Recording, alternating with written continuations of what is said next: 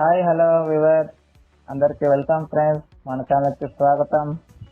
మా ఛానల్లో మీకు కనుక వీడియోస్ నచ్చితే లైక్ చేయండి, షేర్ చేయండి, కామెంట్ చేయండి మరియు సబ్స్క్రైబ్ చేయండి.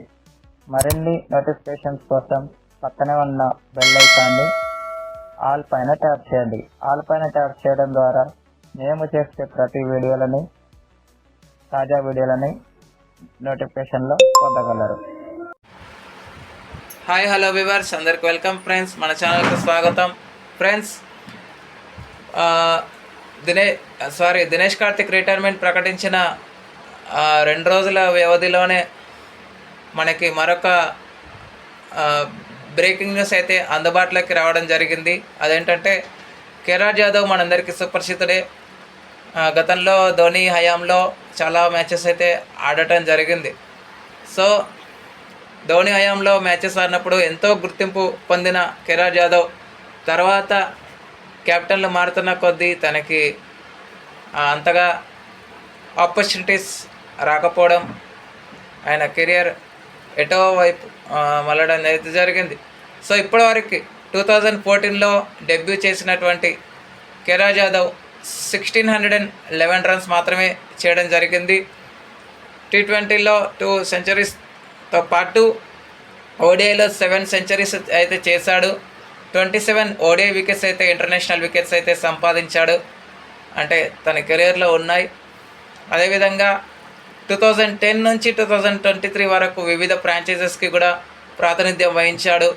దీంట్లో 1208 పరుగులు అయితే చేశాడు. అదేవిధంగా దేశవాళీ క్రికెట్లో కూడా మంచిగా సత్తా చాటాడు. 37 దేశవాళీ మ్యాచెస్తో పాటు 147 first class cricket matches and list A cricket matches కూడా ఆడాడు. దాంట్లో 60కి పైగా వికెట్స్ అయితే తీసుకున్నాడు. అదేవిధంగా 14,000 రన్స్కి పైగా సాధించడం విశేషం. సో ముందున్న కెరియర్ని దృష్టిలో పెట్టుకొని మంచిగా తన కెరియర్ ముందుకు సాగాలని అయితే ఆశిస్తూ మరొకసారి బాయ్ టు కేదార్ జాదవ్. ఎంతో సేవ చేశాడు. నాకు తెలిసినంత వరకు అయితే సిఎస్కేకి ఎప్పుడైతే ధోని హయాంలో ఆడాడో చాలా గుర్తింపు పొందాడు. ఎందుకంటే సిఎస్కే దాంట్లో మంచి కీలక పాత్ర కూడా వహించడం జరిగింది కేదార్ జాదవ్. మరి మీరు చెప్పండి, కేదార్ జాదవ్లో ఉన్న ఒక మెమరబుల్ మీకు ఏముంది? కామెంట్ బాక్స్లో కామెంట్ చేయండి. నేనైతే 2018 ఏషియా కప్లో లాస్ట్ వరకు ఉండి గెలిపించడం, ఇది